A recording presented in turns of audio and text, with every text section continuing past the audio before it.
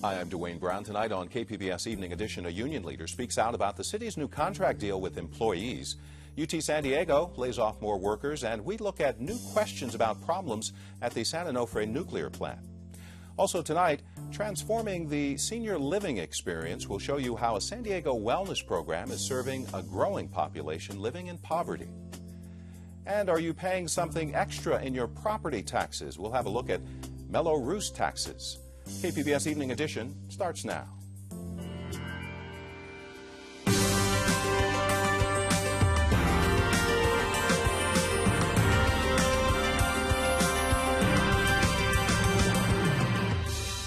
KPBS Evening Edition is made possible by Joan and Erwin Jacobs and by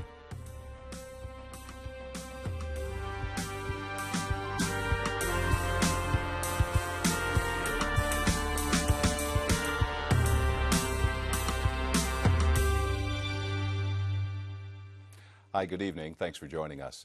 A San Diego labor leader says the city's new employee contract isn't really a 5-year deal. Michael Zucchett is general manager of the Municipal Employees Association. Today on KPBS Midday Edition, he said the only part of the contract locked in for 5 years is a freeze on earnings from pensionable pay. The parts ending furloughs and granting increased benefits covers only a 3-year deal.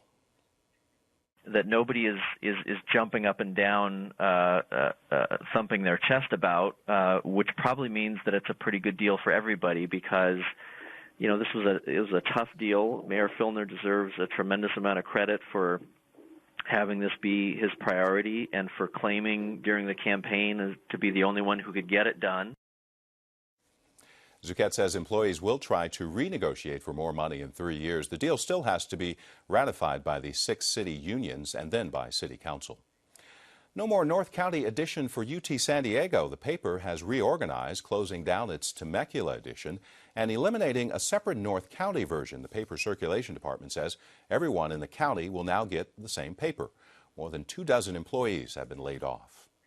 California's Transportation Department is about to get a top-to-bottom review. The state hired an independent agency to look at Caltrans operations. It comes after some problems with work on the Bay Bridge in San Francisco. The review will be finished later this year. Last night, we told you Senator Barbara Boxer is asking the Justice Department to investigate troubles at San Onofre in the North County. The nuclear plant's been idle because of faulty generator tubes. Amitha Sharma explains this has to do with newly released documents. Did Southern California Edison deliberately mislead federal regulators about equipment upgrades at the San Onofre nuclear plant to duck a deeper review? If so, did the company engage in criminal misconduct? California Senator Barbara Boxer wants the Justice Department to look at the matter. I'm joined now by Adam Townsend, editor for Patch.com in Orange County.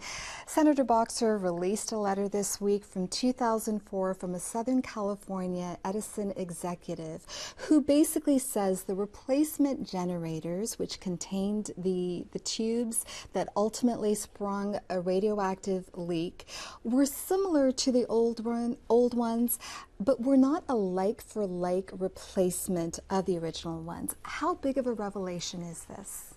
Well, at the first look, this is kind of exactly what activists and Senator Barbara Boxer have been accusing Edison of for more than a year on the activist side. Basically, if you don't have a like-for-like replacement, if you have a design change in a component at a nuclear generating station that you're replacing, you need to go through a lengthy and expensive license amendment process, and that's what they claim Edison was trying to avoid. But when you look at the codes that govern renovations to nuclear plants, it's not quite as clear-cut. There's a lot of technical legal issues there, and assuming the Justice Department, as called for by Barbara Boxer, does initiate an investigation, it's going to have to involve a really technical interpretation of the law. Well, now, Southern California Edison, we asked the company to send a representative to the show. They declined, but they did release a statement. And it reads, at no time did Southern California Edison hide the differences from the NRC, nor did it seek to mislead the NRC. Any suggestion that seeks to draw from the November 2004 letter the contrary conclusion is incorrect. Is Edison throwing this back into the NRC's court? Right, and I think the NRC is under a lot of pressure, and you know, the NRC does have access to all these documents, and they've said up to this point, in light of their investigation into the leak, that Edison did comply with all the licensing procedures when they applied to replace the steam generators. So, you know, I think that people at the staff level are under a lot of conflicting pressures, because you have like high-powered elected officials like Barbara Boxer in Washington pushing against them, but yet all the commissioners are mostly industry insiders. So I think there's kind of a slow-moving crisis going on at the staff level, and career guys don't know who to hitch their wagon to at this point. But still, going back to Southern California Edison, within that same letter, the company still had worries. In another part of the letter, it says this former vice president, Mr. Nunn, says, "I am concerned that there is the potential that design flaws could be inadvertently introduced into the steam generator design that will lead to unacceptable consequences, e.g., to wear and eventually to plugging. This would be a disastrous outcome for both of us and a result each of our companies desire to avoid." How damning is that statement? Well, that's what I think is the most interesting part of the letter, aside from the like for like statement. You know, it's kind of astounding the accuracy with which Mr. Nunn predicted exactly what happened at the plant. One of the letters, he even goes on to cite a specific technical phenomenon that is just very obscure, that turned out to be a major contributing factor to the tube wear. So, after all of this is said and done, Barbara Boxer says she's lost confidence in Southern California Edison, and she believes that it misled federal regulators, and she's calling on the Justice Department to take a closer look at this, open an inquiry. How powerful is it for a sitting U.S. Senator to make a statement like this?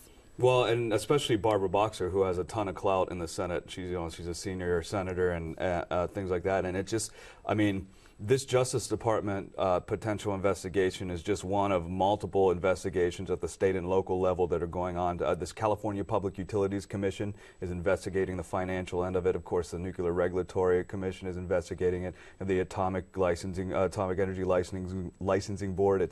I mean, the whole thing just creates more political pressure and makes it more likely that there will be delays in restarting the plant. That's right, and Edison wants to restart the plant. It's proposed a plan to do this. So where does that lie right now? Well, they had been pushing the NRC to make a decision on this by the end of May, so the plant could be restarted. Half the plant, the least damaged part, could be restarted at 70% power in time for the peak power use season throughout the summer in Southern California, and that decision has been delayed twice, and I don't expect it to happen anytime in the near future. And we've got to close it there. Adam Townsend, thanks for coming on the program. Thank you for having me. California lawmakers are trying to put more pressure on the Boy Scouts to completely lift its ban on gays. State Senate has passed a bill to deny tax breaks to any group discriminating against gays. Last week, the Boy Scouts voted to allow gay minors, but the organization still bans gay adults. The bill now goes to the state assembly.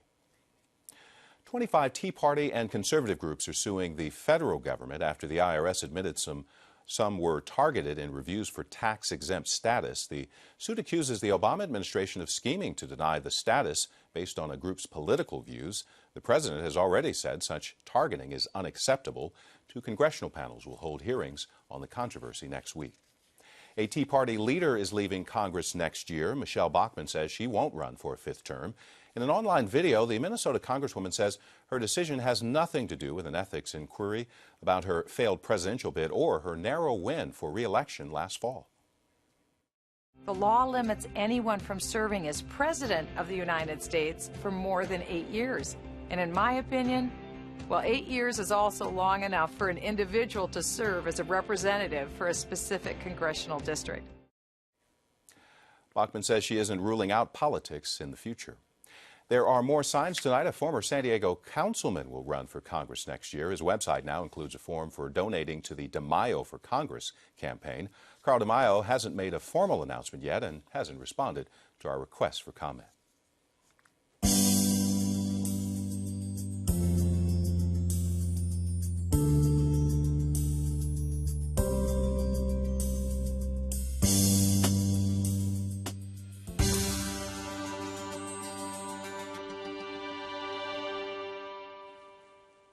If you're looking to buy a home or you already own one, the name MelloRoos might mean something to you. They are annual fees tacked on to your property tax bill to cover the costs of new roads and schools. Some homeowners pay MelloRoos while others don't have to. For those who do, the costs can vary greatly. iNewsSource reporter Joanne Farian took a close look at this disparity in her latest investigation into MelloRoos fees.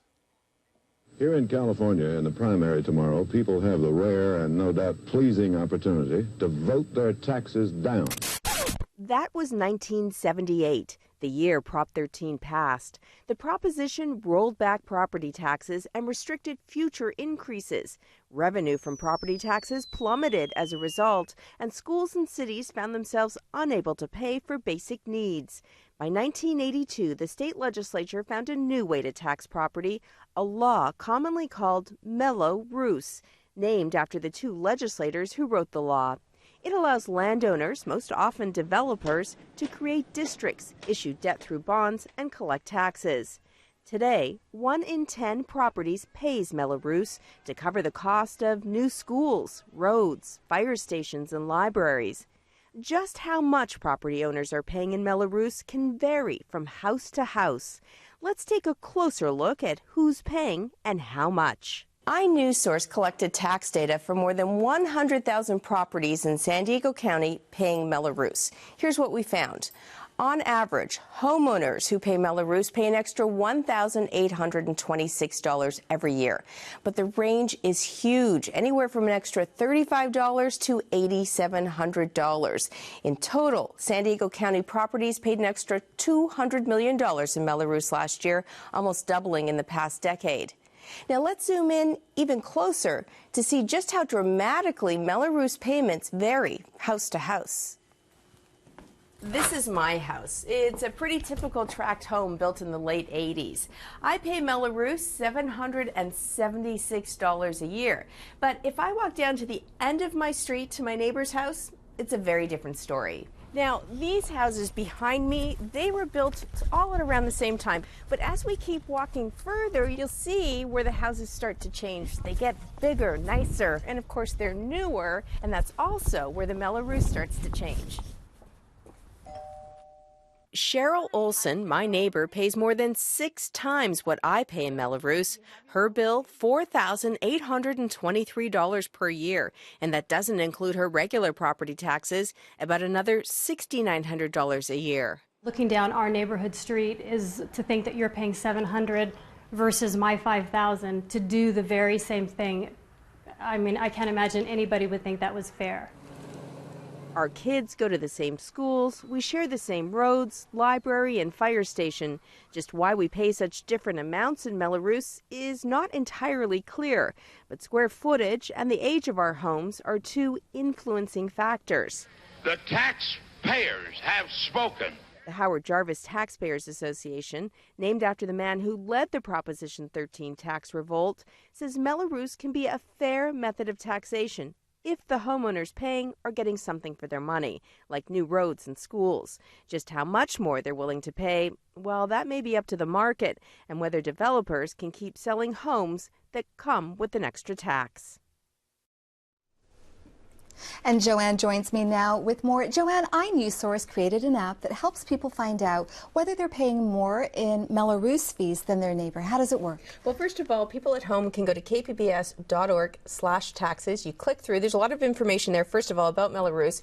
You click on check my address. You put your address in the search function. I'm going to warn people right now, it's going to take some time, at least 45 seconds. We've got a lot of data in here. We're getting a lot of traffic today, so it might take a while. Be patient. But up will come this image. So first of all, there'll be a map. There'll be basically a black mark that will represent the address you put in there. It'll tell you exactly what you paid. Now, just in MelloRoos taxes, not in your regular property taxes. You can see down here, this home paid $776 in MelloRoos. That was in 2012. It also tracks your taxes that you paid in 2011, 2010. Again, doesn't include your regular property tax bill. You'll also get some information here about MelloRoos in general, and then you can click on any of these addresses here. Any of these listings, it'll tell you what your neighbors are paying. It's color-coded. People who are coded in red are actually paying among the highest MelloRoos rates in that neighborhood.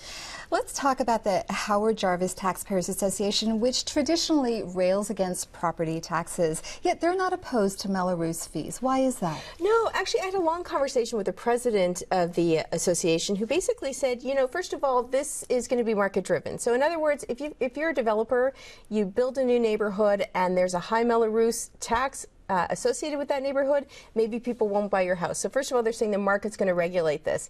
The second thing they say is, well, we have this kind of policy in California that growth pays for growth. In other words, these are new areas, and if we want to expand, somebody's got to pay for that infrastructure. In the end, it ends up being the taxpayer. So now that we know how much people are paying in MelloRoos fees, how do people know that they're actually getting what they're paying for? Well, here's the thing. It seemed easier to basically tell you what you're paying, more difficult to tell you where your money's going. When these financial districts are initially formed, there is some information, but in terms of tracking where all of this money is going, that's what we're working on next. Okay, Joanne Ferry, and thanks for coming on the program. More than 130,000 seniors in San Diego County are living in poverty, with annual income well below the federal poverty level of $11,170 a year. Now, a San Diego Senior Wellness Center has become a national model for dealing with the problem. About 500 seniors a day come to the Gary and Mary West Senior Wellness Center on 4th Street in downtown San Diego. Folks from across the country are here for a national conference on aging and stop by for a presentation and tour. The 3-year-old center has become a national model on how to provide seniors living in poverty full-service care. From a gathering place to a game room for chess and dominoes. You got to do the right thing. There you go. Come on now. To computer training classes and health care access for chronic illnesses. Paul Downey has been working with seniors for nearly 2 decades and oversees the wellness program. 95% are living on less than $11,000 a year. Downey says most of these seniors are on the cusp of homelessness, and the 2 meals a day the center provides fills a vital need in a city where 2 out of 5 seniors live in poverty. Our goal is if we can keep these seniors healthy, we can keep them independent, they're happier, but they also stay out of emergency rooms, have fewer hospital days, and hopefully we can delay or defer the need for long-term care. Let me show you why. You want to see why?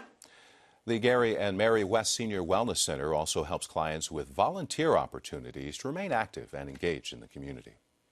It's already been a busy fire season across California, and fire agencies are looking for ways to reduce the risk of wildfires. They say one of the factors is how homes are built. Amitha Sharma has more. The wildfire threat to homes is increasing, and San Diego County is no stranger to that kind of devastation. In 2003, wildfires burned down more than 2,400 homes. Just 4 years later, 1,300 homes were destroyed in blazes. Rick Halsey is director of the Chaparral Institute. He's a wildfire ecologist and a former wildland firefighter. He joins me now. Whether a home survives a fire depends on its ignitability. So what makes a home ignitable? Yard junk, vents that aren't properly constructed. When you think about a firestorm, what happens is basically you have a billion killer bees that are on fire, and they get pulled into attics through the vents and those whirlybirds you see on the top of the roof, and they come right out, and so they'll land on the timbers and whatever's in there, and oftentimes what will happen is you'll get this wave of ignitions when a fire hits, and then several hours later another set of homes will ignite because of the slowly cooking embers that have landed into the house. So it's all about the ignitable pieces in the home, and so when people do the proper maintenance around their homes and prevent stuff from getting in the gutters, that's the kind of thing that saves home. Not going out and clearing the landscape, because essentially what you're going to do when you create a moonscape, which is sometimes what people think about when you hear clearing, they create an alleyway, a bowling alley in a sense, for embers to hit the house. So just because a home is in the path of a fire doesn't mean it has to get burned down. What makes a home fire safe? You know, it's a multi-pronged thing. You've got to have that 100-foot defensible space, and it's a clear. It's not a clear defensible space. It's a thin defensible space, which means you're going to create a situation where you still have vegetation, which can act as a heat sink and catch embers. For example, oak trees and that kind of thing are perfect for that kind of thing. Unfortunately, there were people after the 07 fires near my neighborhood. In fact, they've got the notion of clearing, and they cut down 200-year-old oak trees afterwards, when in fact those are the things that could have saved their homes, or it probably did at the time. Also, the issue about open windows and access points, the little things like the little weep screens underneath the stucco at the base. We had some homes ignite during the Woods Creek fire because the mulch on the ground ignited, and then the heat got up inside the wall, and some fellow firefighter friends of mine, they drove by a home in Rancho Santa Fe, and they saw everything was fine, there was no smoke, but the wall was changing color. And they looked at it, they put their hand on it, it was just blasting hot. So the fire had gotten inside of this from the mulch on the ground. So fire will exploit the weakest link, so you have to look at everything. So are more homes being constructed these days without weak links? It's getting better, but the one weak link we're missing is zoning and planning. We're still allowing homes to be built in very fire-prone areas. And that's really the one issue that politicians and policymakers are really hesitant to touch, because it impinges on private property rights. And if people want to build in fire zones, that's okay, but they can't expect municipalities, firefighters to put themselves at risk to protect their homes. And so it's a responsibility issue. But what steps can these people who do live out in the woodlands, who do live out in the foresty areas, do to at least protect their homes? I know that there is not a requirement that they retrofit them to make them more fire safe, but what can they do? They've got to find out what makes their home fire safe. And the way you look at it is, what do you want to protect? You want to protect your home. So what are you going to do? Are you going to spend lots of money way far away to remove supposedly the fuel, or are you going to look at the thing that's really the biggest fuel source, which is the home? So you start from the house and you move out rather than starting from outside and moving in. There's a lot of homes that had 200-300 feet of defensible space, cleared landscape, that burned to the ground in 07 because they didn't attend to the house. And again, it's about the vents, it's about flammable structures, play yards, junk. People like to stack wood next to their house. A lot of homes got taken out by that. Look at the vegetation, and it isn't just the native stuff. It's the cultivars. In Rancho Bernardo, this acacia that people use a lot for landscaping, especially on the freeways, incredibly flammable. It took out several homes in Rancho Bernardo in the 07 fires, and what they did, they just trimmed it up and planted more of them because it's not native, so it's not flammable. This is the mindset. So people have to look at the entire equation, not just particulars, but the entire picture. And Rick, is there only so much people can do? If they are going to live in those areas, isn't fire risk to their home an inevitability? Well, it's like rain. We put gutters up, and sometimes it floods in our house. It's the same thing with fires. The fire's going to come. We have to accept that responsibility, do what we can, and understand we live in a fire-prone environment and not blame other people when our house burns down. And we've got to end it there. Rick Halsey, thanks for coming on the program. You're welcome. Officials in Mexico say a surfer from Colorado was killed today by heavy waves from Hurricane Barbara. At least one other person died when the storm made landfall along Mexico's southern Pacific coast. The National Hurricane Center says Barbara should weaken quickly as it moves over land. Our San Diego weather is going to keep warming up with a mix of sun and clouds over the next few days. Cloudy along the coast with temperatures mostly in the 70s. Folks in the inland valleys can expect low to mid 80s. Sunny in the mountains with 70s and 80s, and desert temperature around 100. I'm Gwen Eichel on the next News Hour. How investigators used facial recognition software to find the Boston Marathon bombers. That's Wednesday on the PBS News Hour.